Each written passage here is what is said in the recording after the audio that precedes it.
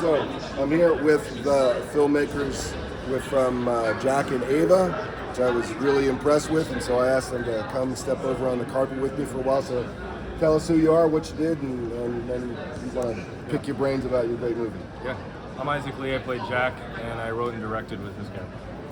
And I'm Michael, and I wrote and directed. So what I was really impressed about with the film, right? We'll talk about production stuff later, right? But this was a film that looked every bit like you should see it on a big screen anyway, right?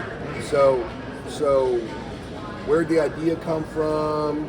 Like, because it's kind of an original idea in some ways, but like tell us, why'd the movie get made? Where'd the story come from? Yeah, well, we knew we just wanted to make a movie. We knew we were going to be dealing with a smaller budget, and we knew we wanted to make something chaotic, fast, adrenaline-packed, try and keep the viewers on the edge of their seat, but then have something at its core that means something. It's about, at the end of the day, love. And there was some personal aspects to it, right? So that you guys were able to weave that in, and so and you playing that part, right? So were you able to actually like tap into some things that you felt when you were younger? And there were some things. I guess through my late teen years into my early 20s that I experienced in relationships with friends, family. I guess it's kind of like the amalgamation of like all the things that have happened in my life to me are things that I've done, and the way people have treated me and loved me or broken me. And I guess a lot of it is just like, it's like a pool of stuff in my heart that just comes out, and when we get together and we start talking about a character, it makes it so much easier when it comes from our soul, like from the bottom of our heart. It's a real thing. Some of these things we experience. Granted, I'm not an orphan in real life, and I didn't have to do crime, but we wanted to couple like sort of like a coming of age thing with something that felt like the speed of a Bourne movie, you know? Yeah. But and it being our first movie, we just wanted to make something that would hopefully just captivate people. Well, when you say your first movie, you guys have done other things. This is your first full-length feature, yeah. Okay. So tell us some of the other things that you guys have done and why you decided to do this feature now. Yeah, so the last project we did was called Arca, and it was a fantasy world about this guy who basically discovers this object that allows him to transport himself through time-space. So he's basically able to like pop up in different locations. So that was honestly a really big project for us because it involved a ton of locations, which previous to that we had pretty much always relied on one or two simple spots. And then there was a lot of camera tricks we had to do in order to make those transitions through space actually feel realistic, and it was a lot of sound design work that was done by hand in order to make that feel real. I think we push the boundaries. We tend towards like drama and character development because I think that's what we really love about film. It's just being able to understand a character, being able to understand what motivates the actions that they take, and then being able to put your audience in a place where they understand that character and they can relate with them. And I mean, it's therapeutic for us too, I think. Yeah. So I got to tell you, so we at the film festival here, right? We have over 1,000 entrants, right? And so when you got to watch a lot of films really quick. And one of the things that, for me personally, right, because you kind of get an idea, pretty quickly, is this a yes or a no? And then if you're thinking it's a no, well, you at least got to fast forward to make sure that at some point, because what I found is that sometimes it takes a filmmaker like 20 minutes to get the person into it. Now, you guys get us from the beginning. I say thanks, man. Thanks. Tell us a little bit about that opening scene, because what it really does is it invests everybody right away. Why did you start with that? Why did you go with like the long, sleepy lead-in like we see in so many of these films? It's almost like a great rock or pop song. You hear like a lot of the songs in the 60s, 70s, 80s, 90s. Well, even now. Lots of good like pop rock and classic rock starts with like an absolute banger intro. Yeah. And then it goes, the hook. So we call it the hook ever since we've been writing together. So the idea was like, how do we get them to care, and also like sit on the edge of their seat and be like, okay, what's next? Because I think we both absolutely despise when we start a movie and it takes, like you said, 20 minutes to get into it. And you're like, what are we doing here? And I love slow burn movies, but there are some movies Well, you where had it's plenty like, of I slow don't care burn about in this there, movie. Yeah. but you got us right away. Yeah. And you didn't tell everybody about, like, we had to learn about each character, right? You took some time building that up. You didn't throw it all out there right away, right? Yeah. It seemed very deliberate and crafted in terms of how you introduced everybody into the story, and that was kind of slow. But you got us involved right away, right? Yes. So, Yeah. It's actually interesting you say that, because one of the critiques we got where people were saying some people wanted it to be the opposite. They were like, give us that romantic scene up front where everything's slow and not moving, and we were both like, nah. Even if some people like that, that's just not who we are as filmmakers. We'd rather you just immediately feel what the characters are feeling.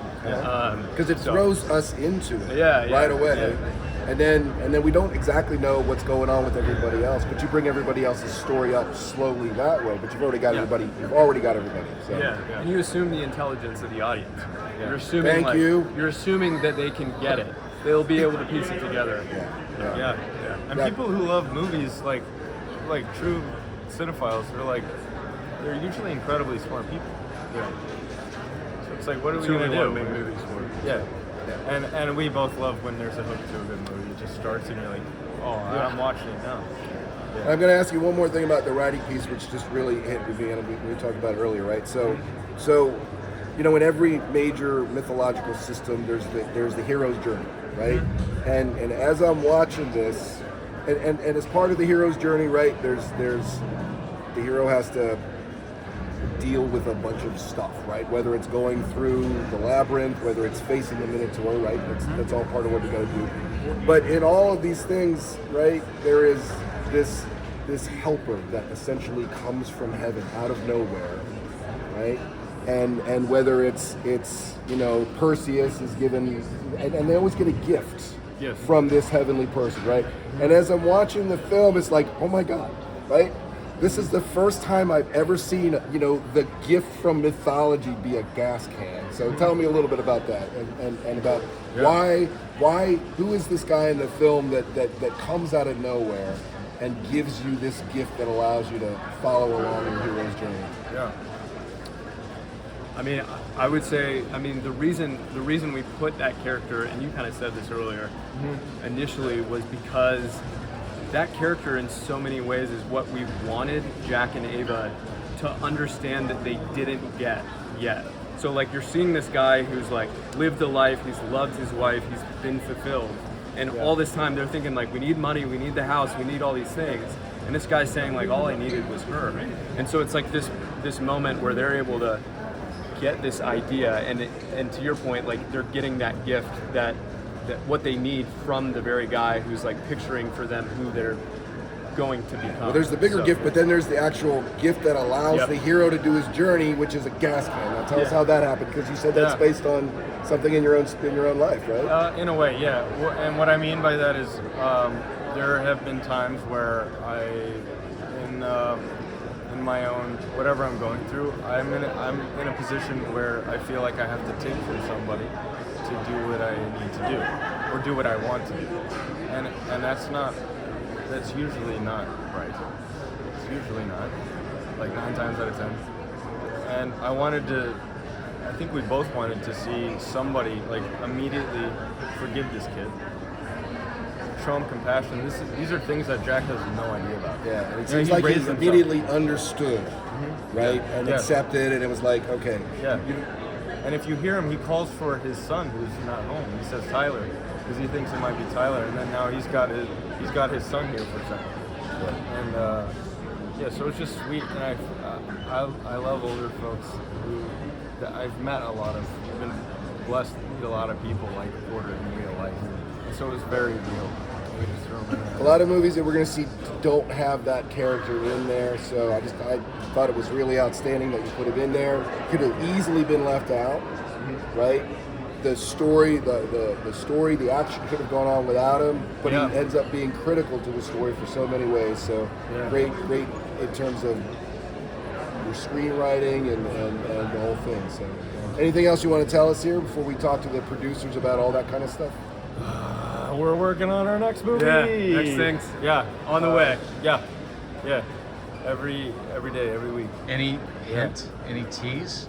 Yeah. Just give Any them the log title. line? Yeah. Well, the working title right now is Love, and it covers. Action.